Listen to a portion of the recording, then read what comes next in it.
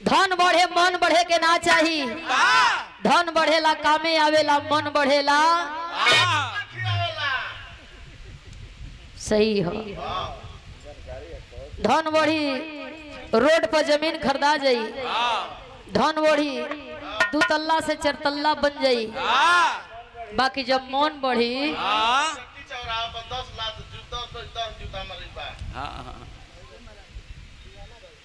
अच्छा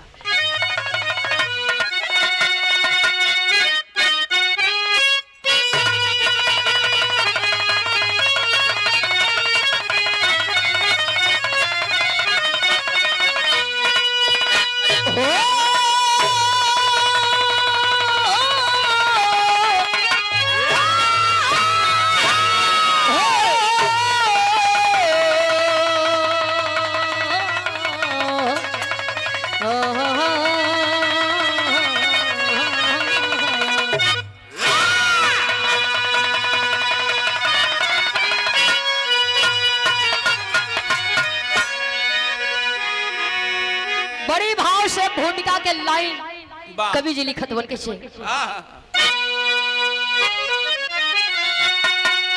अरे मेरु पर्वत पर तप कर त्रिबंधा मगन, मन में सृष्टि कयन मोल उदिगार था। आंख से एक बुध जल गिरा भूमि परी, क्षण में बानरी बने क्या चमत्कार था। पाकर आशीष ब्रह्मा का बानरी बलि, अरे बलि में फल फूल खा पेट भरने लगा। मान करके पिता अपना ब्रह्मा को उनकी सेवा अरे मुदिति मन से करने लगा।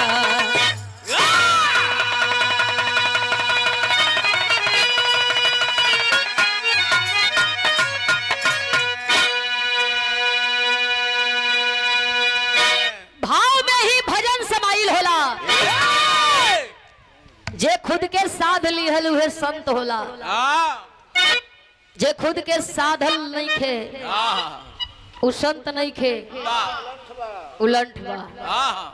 जे खुद के साधल उ संत कहाइल, नहीं तो गेरुआ तो पहिर के लोग घूमते बा। बिरहा में बड़ी सुंदर भाव हो, कैसे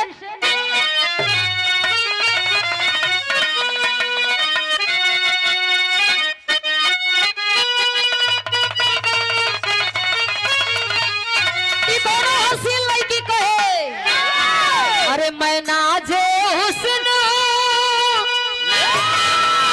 तू मेरा एहतराम करे, मैं नाजे हुस्न तू मेरा एहतराम करे। जवानी नाम है मेरा मुझे सलाम करे।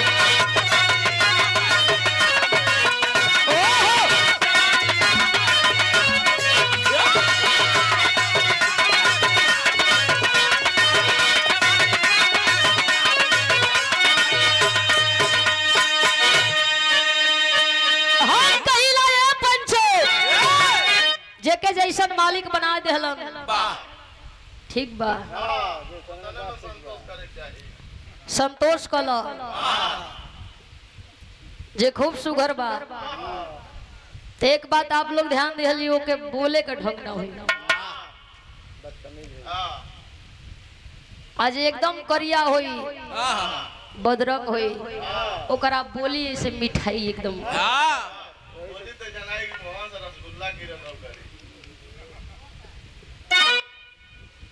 खूब बढ़िया बात। ओकरा में कमी हो, आज एकरा में कमी बा, ओकरा में अच्छाई हो।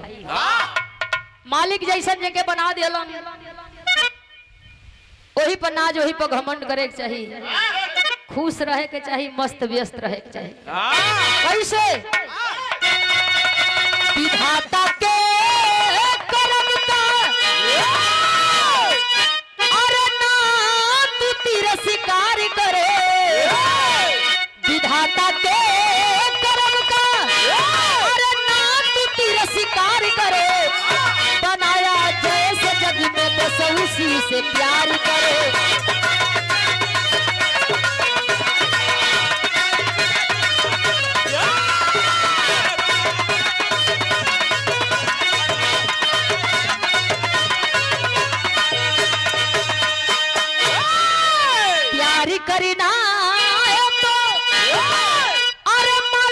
नजरिए तिबार करे, धरा पर ले जन्म ना जिंदगी बेकार करे।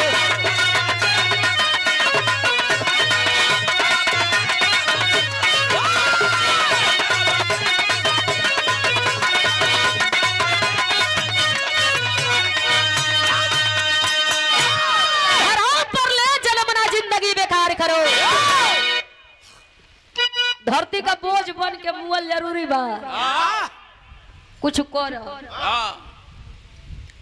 रोज केहू के गरियावत रह तब वो मर गइला पर लोग कही कि अरे बड़ा न गरियावत रह। ठीक बात सारे चल गए, कोरोना मशीन पानी ना पिए, कुछ कर आ नहीं तो कुछ नहीं खा करत चल गइल तो बुझ के एगो बोझ गई। ब्रह्मा जी मेरू पर्वत पर ध्यान मग्न बैठल बन, आंख बंद कैलन। हाँ, सृष्टि का रचना कैसे हुई। आंख खुलल, अखिया से एगो आंस के बूंद जमीन पर टपक गई। इतना शक्ति बा, उ आंख का एक बूंद आंस से एगो बानर बन के तैयार हो गए। लगल बानर हर हर कूदे खेले। ब्रह्मा जी देख के हंसत हो, अरे वाह इतना शक्ति। हमरा आँख के एक बूंद आंस से ही बानर बन गई, तो सृष्टि का रचना काहे न हुई। वरदान दिहलन बानर के मेरू पर्वत पर रही, अपन रात दिन बितैह, जंगल का फल फूल जवन खाए के होई खइह। कल की यही का ना चली, चाहे जेंग पैदा भइल बानी, तोहरे पसीना से तोहरे खून से बनल बनी। ऐसे तू हमार बाप हुआ, हम तुहार बेटा। ब्रह्मा जी सोचत हुवन कि ओ बनरे का बाप कहावे से तो अच्छा बा कि हम बिना बेटा कर रही। वरदान दिहलन। वरदान के अनुसार बानर अपन जीवन वही जंगल में काटता, दिन भर वही जंगले का फल फूल खाए, रात होके वही मेरू पर्वत पे जाए, ब्रह्मा के साथ अपन रात बितावे। एक दिन घाम लगल, प्यास लगल, बनरा चलल ह जंगलवा का बगलिया में सरवर, वही में पानी पिए, प्यास बुझावे। जाय के किनारे बैठल ह, गीत लगल है भैया।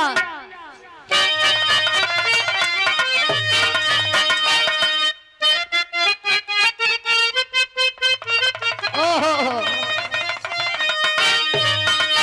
मार्केट में गीत चलल बजल, लोग पसंद कई। कैसे? अरे चले लूटहारिया तो नदी बीच नैया हिलोल मारे, हिलोल मारे।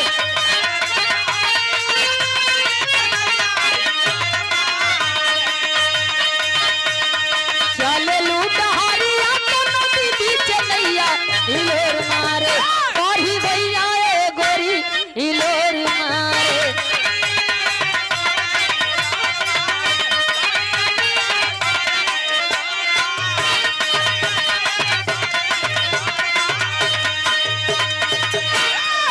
जाय के सरवर किनारे बानर बैठल, पानी पिए खाती गर्दन झुकावता। जब पानी पिए बदे बानर गर्दन झुकावता, तो देखता कि ओकरा लेखा बानर एगो वही पनिया में। बानर का प्यास खत्म हो गई, प्यास मर गई। गुस्सा में आग बबूला हो गई बानर। वो ब्रह्मा जी का बानर मार सीना फुलावत हो, ताल ठोको था कि हमारे एरिया में आई। अरे अरे अरे, आई कहिया के आइल बा या पानी में लुकाइल बा। आवा सार बहरे निकल के आज तुह के मुआई मार घुर रहा था वही किनारे से। अच्छा जज्जसी घुर रहा है किनारे, तत्तस अंदर से वो घुर रहा है। जज्जसी ताल ठोके तत्तस पनिया में से ठोके, जज्जसी खजुआवे तत्तस खजुआवे, और एक रिस बढ़ल जात है। ब्रह्मा का बानर आग बबूला हो गई, रिगावता, ई हमार नकल करता, ई डर मन बड़बा सारे। पनिया में बनरा ब्रह्मा जी का कूद गई। वाह अब वही पानी में कूद के वो बानर एगो बानर के खो जाता है। कैसे? अरे कहाँ है राइल वही सामने न आइल हो खोजेला बनरा।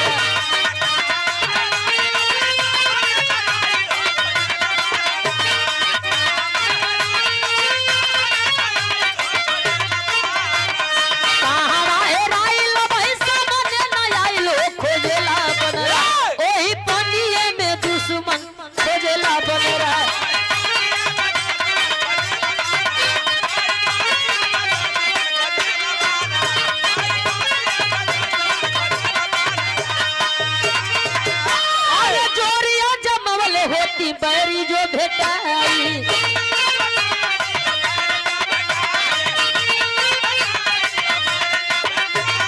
बनरा का बुद्धि गयल पानी में हेराई।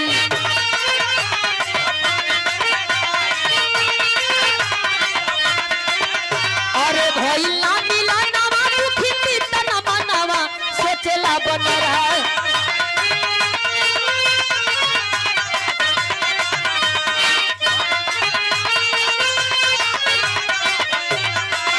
वही पनिये में दुश्मन खोजेला बनरा।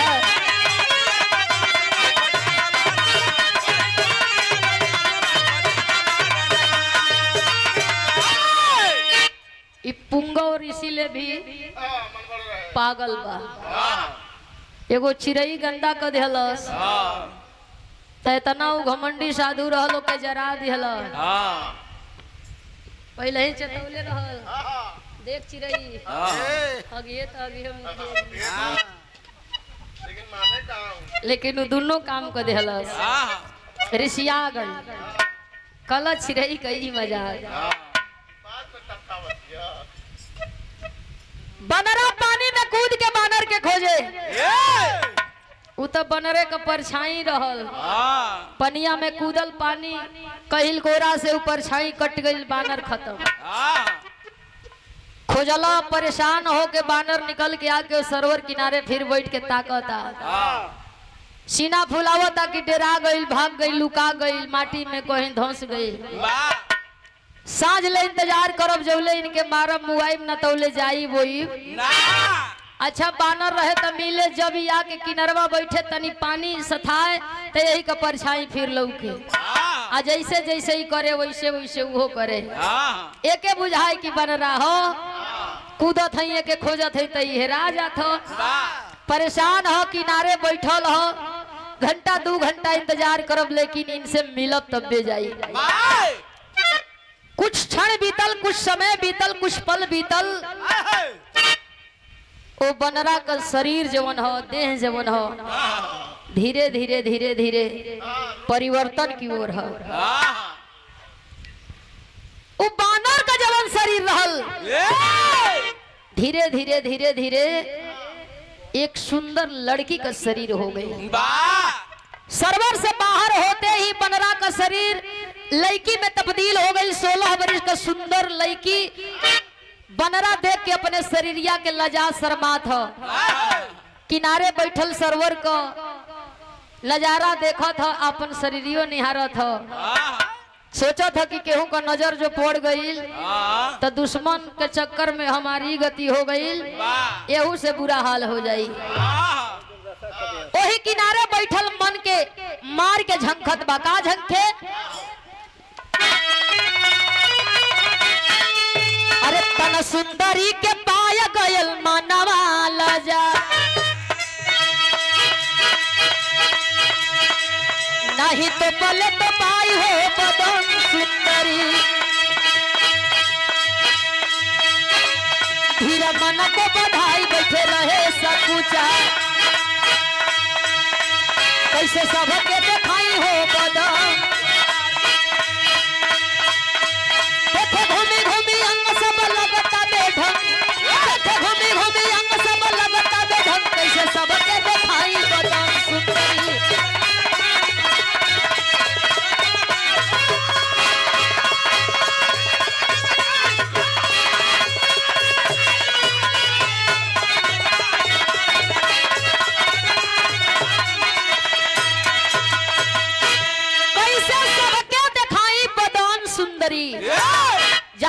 वही झाड़ी में छिप गई, अपन शरीर निहारत बा, रोवत बा। ब्रह्मा जी के पास जाई, वो पहचाने से इनकार कर दिया कि हम उनको बेटा बन रहा है।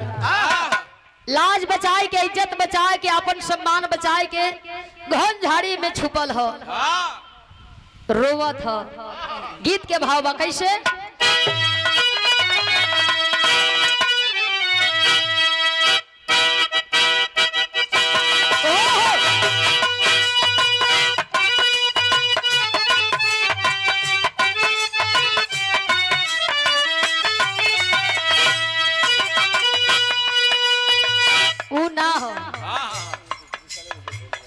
धीरे धीरे फेरा करवटिया,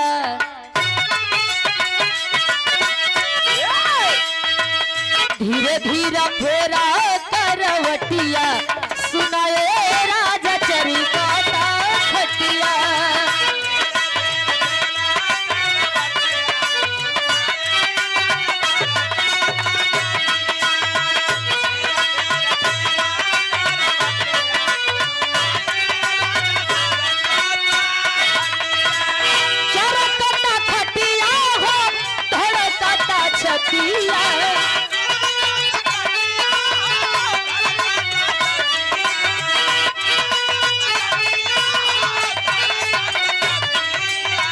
धीरे धीरे फेरा करवटिया, सुनाए राजा तेरी कथा खटिया।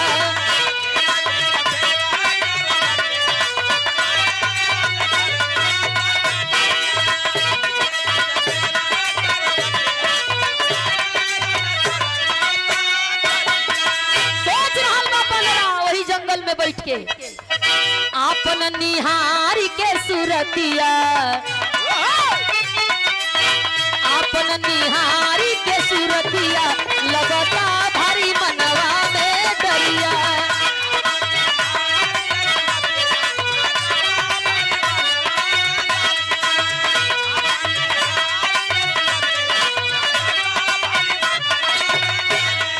और मनवा में डरिया हो, मनवा में डरिया।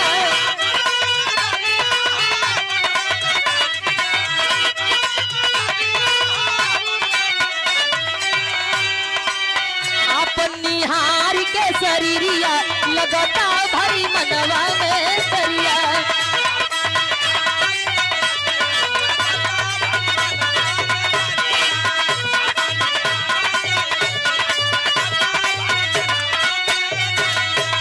और सम्मानित बड़का भैया लोरत बा, पछतात बा कि वो पनिया में हम काहे खातिर कूद गईली। वही जंगलवा से सूर्य देव इंद्र देव चलल हुन, वही ब्रह्मा जी से मुलाकात करे। कबो कबो उहे होला जौना खातिर जे अलगा होला बखरा में आ जाला। डर की मारे जंगल में जाके छिपल हूँ बानर, केहू का नजर पड़ जाई, हमारा आबरू खराब हो जाई। सूर्य देव इंद्र देव का नजर पड़ गई, दोनों जानी जात हवन। सूर्य देव इंद्र देव देखल चाहत हुन कि आखिर सुंदर बाला सुंदर लड़की ऐसे काहे जंगलवा में उघार बैठल बा। चल के तनिए से पूछल जाओ, एक हाल चाल लिहल जाओ। जस दोनों जानी आगे बढ़त हुन, तत्त सुबानर जस लड़किया पीछे घुसकत है। देनात हिय, लजात हिय, शर्मात हिय। जब करीब दोनों जानी गईला, एकर सुंदरता देखला हो, खूबसूरती देखला हो, दोनों जानी दीवाना हो गईला।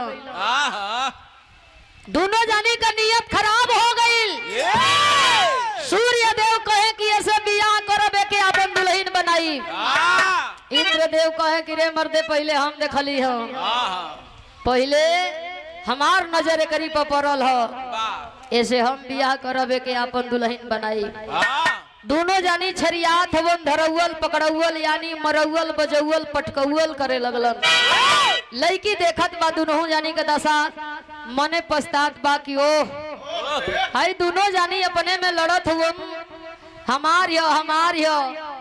लेकिन हमारा इज्जत के ढके के बारे में दोनों जानी में केहू जानी लोग नहीं सोचत हो। गीत के भाव बदल गइल बा।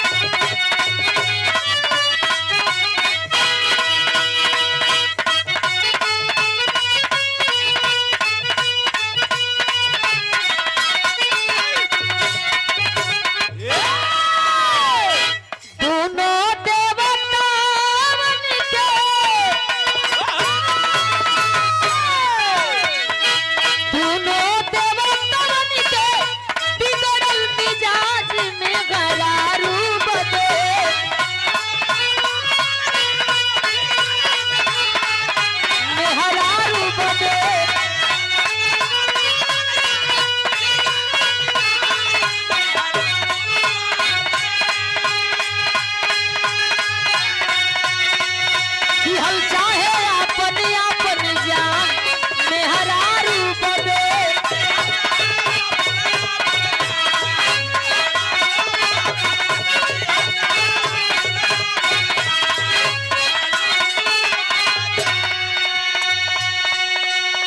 दोनों देवता जंगल में मारी का पीटा करे लगलन, पटकी का पटका करे लगलन। नियत खराब हो हमार यह की चक्कर में दोनों जानी परेशान हुआ। लड़की सोचत बाहरे हमार नसीब किस्मत कि हाई दोनों देवतन का नियत खराब हो गई। दोनों देवता आपस में ठोके लगले ताल हो।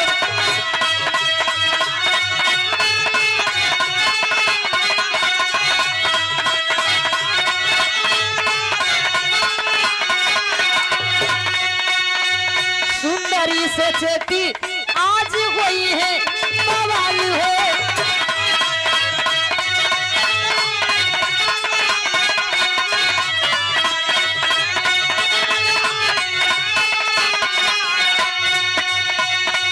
के खाई मलाई भाला करके जियान में घरारू बदे।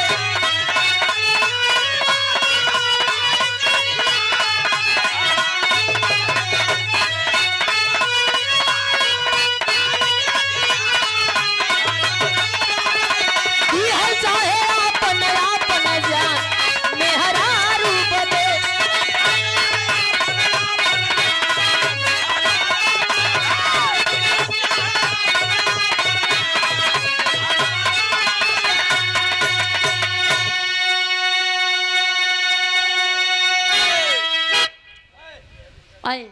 देव परेशान हुआ, लड़की की खूबसूरती पर दीवाना हुआ।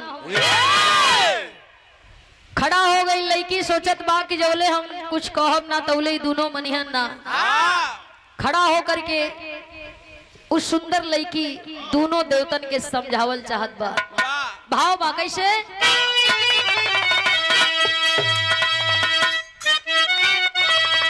माई बहन के गीत लागल हो। अरे खतियाई गयो तो खतियाई गयो दिल्ली बनारस से खतियाई गयो।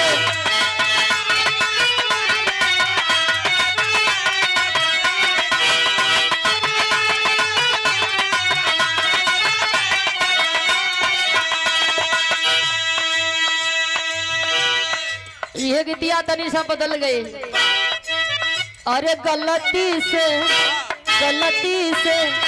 तोरी माई के पीस काल मार देली रे गलती से।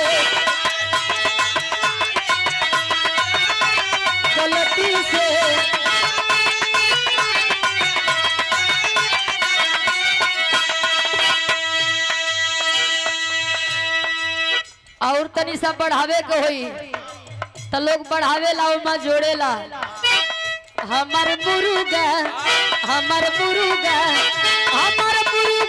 बड़ा हरामी है जी हमर मुर्गा।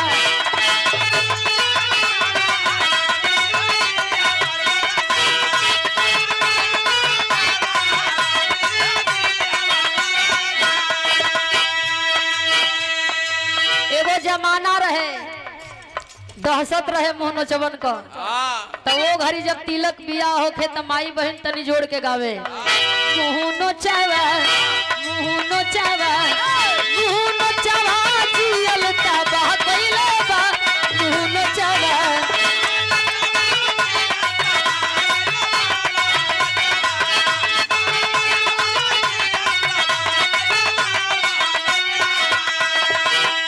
कबो आल नोचेला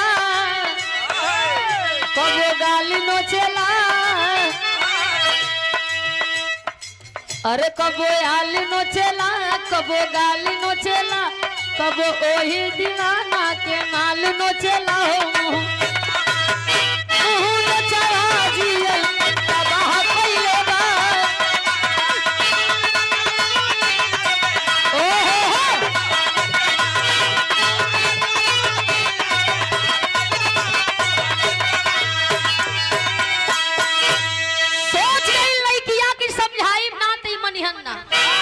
त समझावत या दोनों देवतन के कहतिया तनी धीर धर, अरे तनी धीर धर कर न मारा मारी, तनी धीर धर।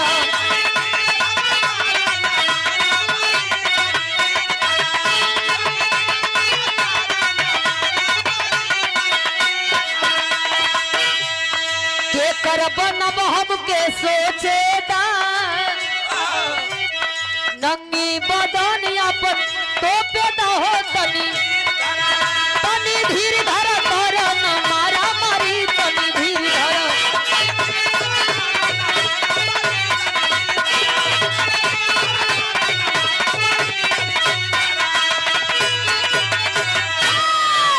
दोनों जानी आपस में लड़त हुआ हमरा के ठीक ना लगत हो। दोनों जानी लोग शांत हो जा, फैसला हमरे ऊपर लोग छोड़ दा। हम बताइब कि हम बियाह कैसे करब, मेहरारू के कर बनब। दोनों देवता खड़ा हुवन, बीच में लड़की खड़ी हो और लड़किया आपन फैसला सुनौले बिया। का कहे भैया,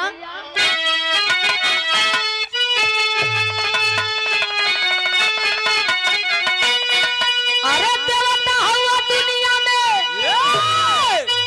कि मतिया बतिया मान हो, आ दोनों जनी के बनब और रतिया बतिया मान हो।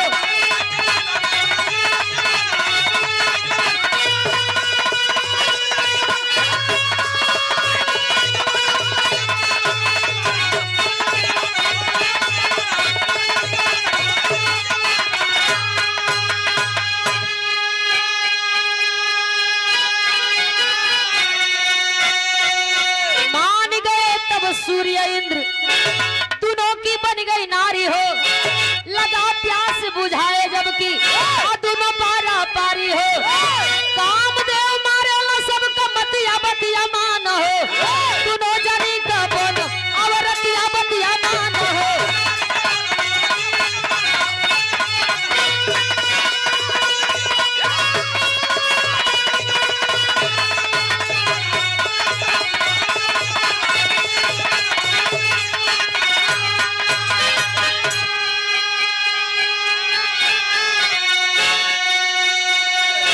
दोनों जानी का मेहरारू बनब। दोनों जानी मान गईलन, वही जंगल में शादी रचौलो लड़की से अपन रात दिन बितावत हुआ। धीरे धीरे महीना दिन बीतल हो, 2 महीना 6 महीना का दिन बीतल हो। दोनों जानी भुलाई हुआ कि हम का कोनो और भी काम हो। सूर्य देव के भी ख्याल ना हो और इंद्रदेव के भी ख्याल ना हो कि हम का जिम्मेदारी और भी कुछ होला। एक दिन लड़की समझावत बा, दोनों जानी के बतावत बा, आला के भाव हो।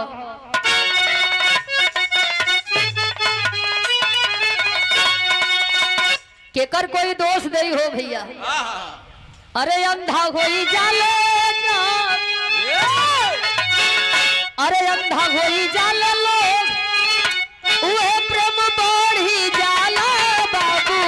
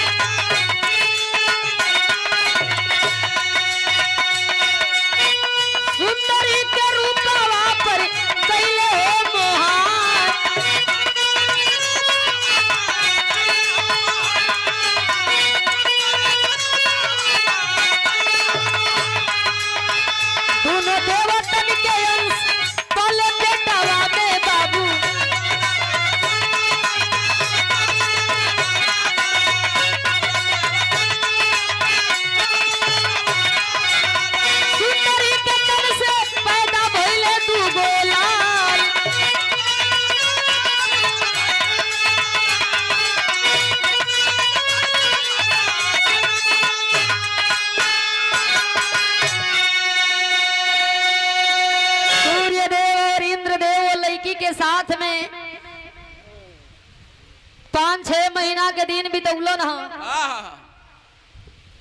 लड़की के पेट में दोनों जानी के अंश पलत बा। समय बीतल ह 9वां महीना पूरा भइल ह, प्रसव पीड़ा ह, दर्द ह। वही जंगल में 2 बेटा का जन्म भी हो गई।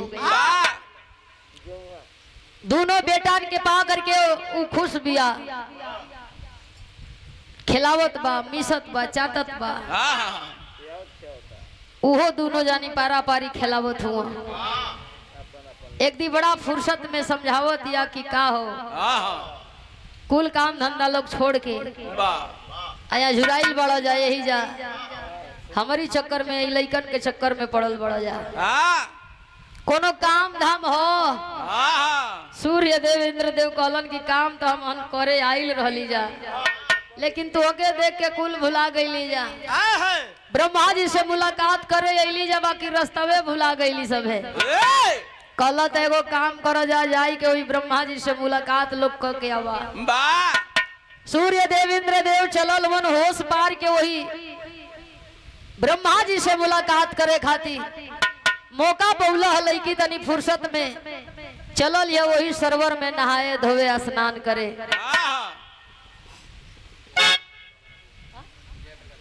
जवना में जाके उ बानर से लड़की भई रहल, जाय कि अपन माटी निकल माथ मीज के डुबकी मारत हिय, खूब नहात हिय। ठंडा पानी हो, रच रच के नहैला हो पनिया में से जब बहरे भइल ह। लुग्गा कपड़ा अपन बदले के तैयारी कैल ह। देखत बा कि ओकर शरीरिया धीरे धीरे धीरे धीरे लड़की से फिर बानर का रूप धल हलस। और लड़की से पुनः जब शरीर बानर का हो गई तो फिर बानर वाला कुल हरकत करे लागल किटकिटाए, साया साड़ी सगरी फाड़ दिहल, अपने दांतवे नोच दिहल, जब देह में लपटियाइल हो के एकदम चेथ दिहल। भागल वहां से आ जाए के पेड़ पर चढ़ गई। जेवन ओकर काम बा, जेवन ओकर धंधा बा, शुरू कैले अपने पेड़ से वो पेड़ पर, वो पेड़ से वो पेड़ पर कूदत बा, अपन नौकी नौकी पतई सुरकत बा, खात बा। भुला गइल कि हमार 2 लइका या 2 मर्दो हो। लइका सूत के जागल हुआ, रोवत हुआ, माई बाबू के खोजत हुआ, लेकिन खिलावे चुप करावे वाला केहू है ना। ये दोनों जानी गईल हुआ, जाके ब्रह्मा से मिलत हुआ, हरी बानर वन के पेड़े पर कूदत है। सूर्य देव इंद्र देव शाम का बेरा घरे अइलन हा, देखत हुआ दोनों लइका जार बाजार रोवत हुआ, माई है ना। वही जंगलवा में बोलावत खोजत हुआ, दोनों जानी सोचत हुआ कि ऐसा तना न के हमने के छोड़ के भाग गईल। दोनों जानी आवाज लगावत हुआ। अच्छा वो सुंदरी रहे तब तो बोले कुछ कहे, पेड़ पर चढ़ल झंख मार के एक लड़का दोनों जानी लिहल, अपने अपने गोद में लेके चल दिहलन। दोनों जानी मन के मना लिहल, चल भाई हमने के लागत धोखा दे के भाग गई। सूर्य देव इंद्र देव चलल हुन लइकन के लेके, सेवा करत हुवन, सेवत हुवन, पोषत हुवन। समय बीतल, समय अनुसार दोनों बेटा जवान भइलन ह, सयान भइलन ह। भाव लगल ह।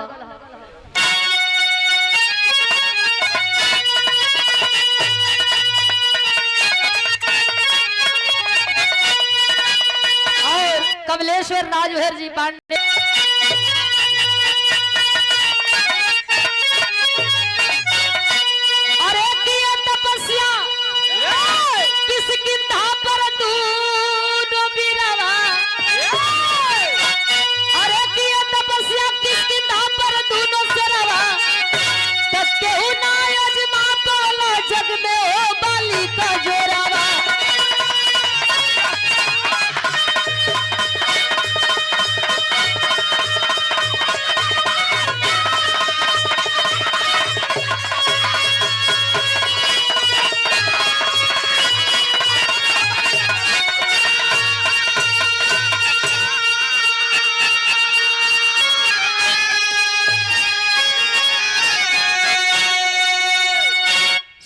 सूर्य से सुग्रीव पैदा भइलन और इंद्र से बाली। दोनों बेटा होनहार हुवन, तपस्या में लीन, समय अनुसार बियाहो भइल हो, घर में दुल्हन भी अली। दोनों अपने अपने लड़का बच्चा में खुश हो, मस्त हो, व्यस्त हो। एक दिन एक घटना घटा।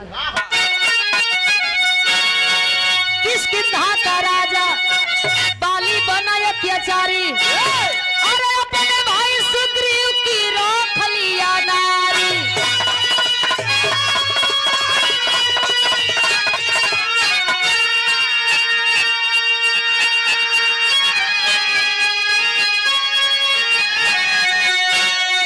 किष्किंधा का राजा बाली इतना न घमंडो के हो गई कि अब धरती पर हमसे बलवान कोई नहीं है। राक्षस के मारे के चक्कर में ओकरे पीछे पीछे गुफा में गईलन बाली। उहे बतौलो सुग्रीव से, गुफा से अगर बहरे न आई तो बुझियो कि भाई मार गए। आ नहीं राक्षस के जबले मारम न तौले आई ना। सुग्रीव वही गुफा के दुआरी पर खड़ा अपने भैया के इंतजार करत हो। राक्षस के मार के भैया यही हो ना ही अइलन भैया तो ना अइलन, लेकिन गुफा के दरवाजे से दुआर से खून का धार चल दिल। खून का धार बह रहल बे, देखल सुग्रीव घबरा गइल। भैया ना अइलन, लेकिन आई खून गुफा के दरवाजे से बाहर आवत बा। एकर मतलब ही कि राक्षस हमरे भैया के मार देहलस। भैया के मार देहल तो हमहू के छोड़ी ना। यही डर के मारे गुफा का दरवाजा बंद कर देहलन एक बड़ा चट्टान से, और जाय के राज दरबार में सबके बतावत हुन कि भैया के राक्षस मार देहलस। कुछ दिन बीत गई, लोग परेशान हुन। किष्किंधा के जितना लोग अब राजा के बनी, राज के संभाली। भाई भैला के नाते बाली मर गइल तो सुग्रीव के राजा बना दिहल जाए। सिंहासन पर बैठा के किष्किंधा के लोग तिलक लगाई के आ सुग्रीव के राजा बना दिहलन। यो मनमाना हो गई। सिंहासन पर बैठ के सुग्रीव अब अपने तेवर में आ गइलन।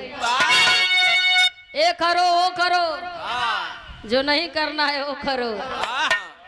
इतना मनमाना राज रोज जाम लड़ावत हुन। बाली अइलो राक्षस के मार के देखा तो गुफा का दरवाजा बंद। चट्टान के अपने बल से हटाई के निकल के बहरे अइलो सुग्रीव है ना। गुस्सा चरम सीमा पर हो गइलो। जाके देखा तुम तई किष्किंधा का राजा बन के सिंहासन पर बैठल हो। ई करियवा अंगूर खात हो, चेस लड़ावत हो, जाम पर जाम चलत हो। बाली गुस्सा में लाल हो गई। अरे वाह भाई ऐसन ही तो ना भाई ऐसन। गुफा का ही दरवाजा बंद को के राज के लालच में आके है सिंहासन पर राजा बन के बैठल हो। ई हमार भाई नहीं खे, ई हमार दुश्मन बा। उठौला गदा और बाली बनाई बनाई सुग्रीव के पीटत हुआ। जान बचाई के भागल हुआ सुग्रीव। न भागे तो बाली वही लाते मुआ घलतन। जाय के फिर सिंहासन पर बैठ के ही राजा बन के राज करत हुन। लेकिन एगो काम और कैल, बदला में वही सुग्रीव को मेहरुए के हड़प लिहल।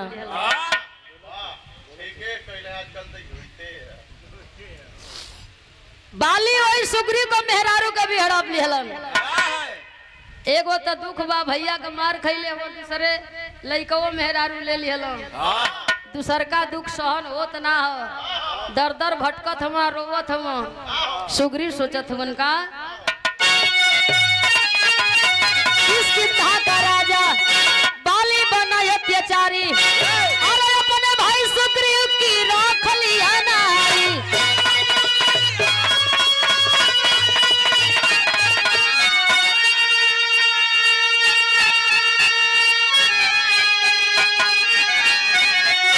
राम से दुख बताए सुग्रीव ढारे लो रवा, तक केहू ना अजमा पाला जग में बलि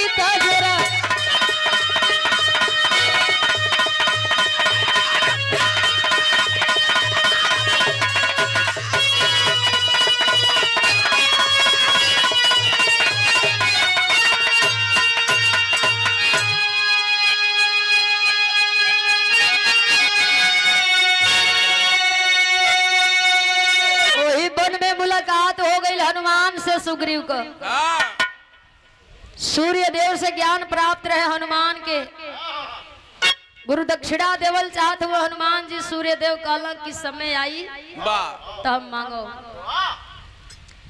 सूर्य देव हनुमान से यह कहले रहलो कि हमार बेटवा जेकर नाम हो सुग्रीव, आहा कभी दुख में अगर तुमसे मुलाकात हो जाए तो ओकर मदद कर दिह। वाह हनुमान जी वही जंगलवा में मिल गए। सुग्रीव रोवे लगल। आहा हनुमान जी पूछत हुन सारी भेद खुलल। सारी बात के सुग्रीव बतौला हमार भाई दुश्मन हो गई, हमके मार के राजद्रोही साबित कर दिहल। आहा मेहरारू लइका हड़प लिहल, ओकरे कब्जा में हम। दुख का पहाड़ टूटल है। आहा हनुमान जी कहला चला राम से मुलाकात कराई, यही खातिर उनको अवतार भइल है।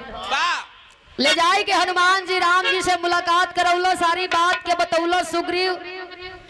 भगवान राम सुग्रीव के बतावत हुए चल के अपने भाई बाली के ललकरी हा, ताड़ के आड़ से तोहरे भाई के मौका देख के हम मार दे। वाह पापी अत्याचारी का अंत करे खातिर ही हम जन्म ले ले हैं। आहा राम के कहला पर हिम्मत जुटौला। सुग्रीव कान्ही पर गदा धैला, जाके बाली के ललकारत हुआ। वाह जोर तो बनत ना लेकिन जोर बनावत हुआ। आहा डरियो है दूरवे से ललकारत हुआ। मर्द है तो आ सामने ए मुकाबला कर बाली। ए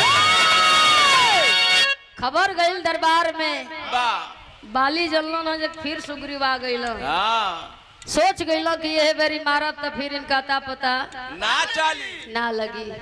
उठौलो गदा बाली चल दिहलो, ललकारत हुआ सुग्रीव। कहला कि मर्दे हो ये खड़ा हो जाइए। हाँ उ तो खाली बाहरे निकाले के रहे उनके। वाह बस सुग्रीव ललकारत हुआ। जब ही निकल गई दरबार से बहरे गदा लेके बाली, वाह तो भी गनगनाए लगल। आहा धीरे धीरे पीछे घुसकत हुआ। तनी भाग के कुछ दूर खड़ा होके तो फिर ललकारे। हाँ फिर बाली चढ़े, फिर ही भागे। फिर कुछ दूर जाके खड़ा होके फिर ललकारे। आमना सामना हो गई हो भैया। वाह दोनों भाई लड़े लगल। हाँ बाली और सुग्रीव के बीच में गदा के प्रहार होत बा। लड़त हुआ दोनों भाई। आहा सुग्रीव और बाली दोनों भाई आपस में लड़त हुआ। भगवान जी धनुषिया पर बाण तान के आई इंतजार में हो, हाँ कब मौका मिले कि हम बाली के मारी। वाह बनाई बनाई तुरा गई दे, आहा न भगवान के मौका मिलल न मरला। जान बचौला सुग्रीव भाग के गईला। रोवत हम भगवान की आगे, तो ऐसे हमार का दुश्मनी रहे। भगवान कहलन की दुश्मनी तक कुछ ना रहे, समझ में आवत ना रहल। बाली के या सुग्रीव के गले का माला उतार के भगवान राम सुग्रीव के गले में डाल दिया। कहला अब चिन्हा जइब। जाके ललकारा अपने भाई बाली के, अब हम बाली के मार दे। भगवान की गले का फूल का माला पहिर के सुग्रीव चल दिया ललकारत होन भाई के। भाई भाई में लड़ाई होत बा। भगवान राम धनुष और बाण तलन वही तार के आड़ से बाली के मारत होन। कैसे तार के आड़ से तब मारे रघुराई। अरे बदला हमसे ली हाँ बाली द्वापर जुग में आई।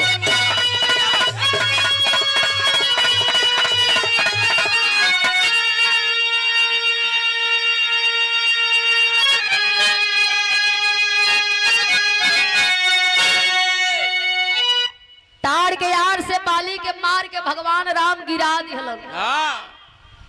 बाली गिर गई जमीन पर। भगवान राम सामने खड़ा हुआ, हाथ जोड़ला। बाली सवाल कैला, कहलन जे भाई भाई का दुश्मनी तो समझ में आ गई। ए भगवान तू से हमार का दुश्मनी रहल? छिप के वार कैला, आखिर का है? भगवान राम कहला कह जी याद है। बाली कलब जिए का इच्छा ना हो, तोरे हाथे हमार मुक्ति लिखल। मरते हुए बाली को भगवान कन्हैया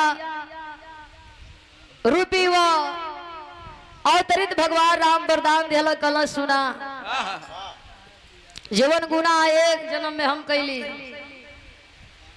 ओकर सजा हमके द्वापर में मिली। बाली पूछल कैसे? भगवान राम बतौल कि आज तू बाली और हम राम, हाँ द्वापर में हम कन्हैया तू बहेलिया, हाँ हम राम बन के मरली तू बहेलिया बन के मार लिया, बदला पूरा हो जाई, हाँ हिसाब किताब बराबर। हाँ बताया जाता है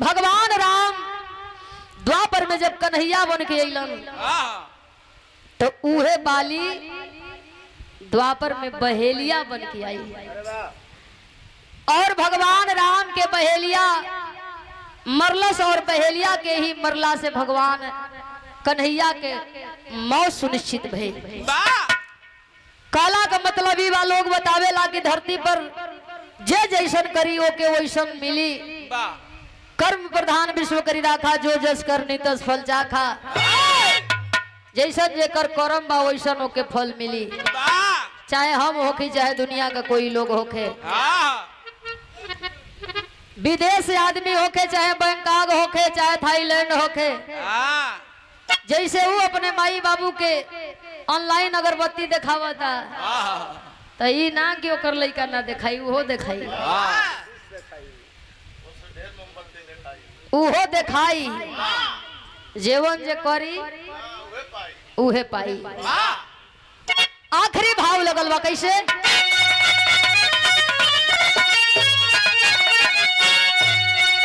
गुरु बिहारी गुरु गणेश गुरु राम लाल गुणकारी, स्वर्ग बसे चंद्रिका कवि